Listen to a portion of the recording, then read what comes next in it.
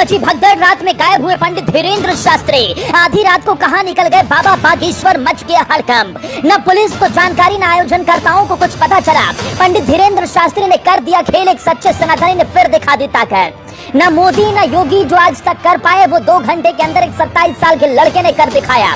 दुनिया देख रह गई, दंग भाईजान की ठठरी बंधना तय।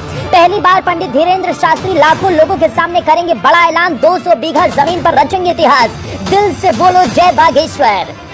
इधर पंडित धीरेन्द्र शास्त्री की कथा में आने के लिए योगी तैयारी ही कर रहे थे। उधर पंडित धीरेन्द्र शास्त्री ने आधी रात को कुछ ऐसा कर दिया जिसे देख चारों तरफ हड़कंप मच गया। जब पूरी दुनिया सो रही थी तब धीरेन्द्र शास्त्री रात के करीब 3 बजे कर रहे थे बहुत बड़ी तैयारी। मोदी योगी के बाद धीरेन्द्र शास्त्री अब उठाने वाले हैं बड़ा कदम। देश के हजारों संत देंगे आशीर्वाद। जिस 27 साल के लड़के को धर्म के ठेकेदार नादान बालक समझने के भूल कर बैठे थे, आज उसकी ताकत देख पाकिस्तान से लेकर अमेरिका, चीन भी थर-थर कांप रहे हैं। जो काम आज तक मोदी योगी से भी नहीं हुआ, वो पंडित धीरेन्द्र शास्त्री ने कर दिखाया। बाबा का क्रेज देख भाईजान दिल में घुस गए। हिंदू धर्म के विरोधी मुल्ला मौलवियों ने अपना बस्ता बांध लिया, लेकिन योगी राज में पंडित धीरेन्द्र शास्त्री के साथ रात के करीब 2 बजे ऐसा क्या हुआ जिसने हर किसी को हिला दिया। सुरक्षा कर्मी भी दंग रह गए, आयोजनकर्ता भी सोच में पड़ गए कि आखिर ये क्या हुआ। पंडित धीरेन्द्र शास्त्री की कथा ने इस बार सारे रिकॉर्ड तोड़ दिए। ग्रेटर नोएडा में चल रही कथा में एक साथ लाखों लोगों की भीड़ देखकर हर कोई भौचक्का रह गया। दिल रखने तक की जगह नहीं थी, सांस लेना मुश्किल हो रहा था। तेज गर्मी में भी पंडित धीरेन्द्र शास्त्री के दीवानों ने हार नहीं मानी। दरअसल 12 तारीख को पंडित धीरेन्द्र शास्त्री ने अपना दिव्य दरबार लगाया और 12 बजे तक ही अनुमान के मुताबिक 5 लाख से ज्यादा लोग पहुंच गए, जिसके चलते 200 बीघा जमीन में कहीं भी कदम रखने की जगह नहीं बचे।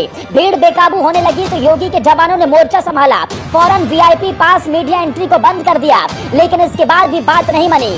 पूरा देश इतनी तगड़ी भीड़ देख दंग था। धर्म के ठेकेदारों की आंखें फटी की फटी रह गई थी। सियासतदान सोच में पड़ गए कि बाबा का पागलपन तो हर किसी के सर पर नाच रहा है। आखिर में पुलिस बाबा के मंच पर पहुंचे। पंडित धीरेन्द्र शास्त्री से दिव्य दरबार रद्द करने की अपील की गई, जिसके बाद बाबा ने अपने दीवानों से अपील की कि कथा घर पर रहकर ही सुने और दिव्य दरबार रद्द कर दिया। वहीं लोग सोच रहे थे कि महाराज आराम कर रहे थे, लेकिन एक 27 साल के लड़के के दिमाग में कुछ और ही चल रहा था। धीरेन्द्र शास्त्री बीजेपी सांसद मनोज तिवारी के साथ आधी रात को मथुरा निकल गए और इसकी जानकारी न आयोजनकर्ताओं न ही सुरक्षा कर्मियों को थी। किसी को इस बात की भनक नहीं लगी और पंडित धीरेन्द्र शास्त्री देर रात करीब 1:30 बजे अचानक मथुरा आ पहुंचे, जिसकी सूचना किसी को नहीं थी। मथुरा पहुंचकर सबसे पहले धीरेन्द्र शास्त्री बरसाना पहुंचे और वहां ब्रज के विरक्त संत विनोद बिहारी बाबा से मिले। आश्रम पहुंचने पर विनोद बाबा ने धीरेन्द्र शास्त्री को अंगवस्त्र पहनाकर स्वागत किया। आश्रम पहुंचे धीरेन्द्र शास्त्री ने विनोद बाबा के राम नाम भजनों का भी आनंद लिया और भक्ति में इतने डूबे कि खुद भी हरे राम हरे कृष्ण का जाप करने लगे। धीरेन्द्र शास्त्री पहले भी वृंदावन आ चुके हैं। वो जब भी यहाँ आते हैं तो विनोद बाबा के आश्रम पहुंचकर उनका आशीर्वाद लेते हैं।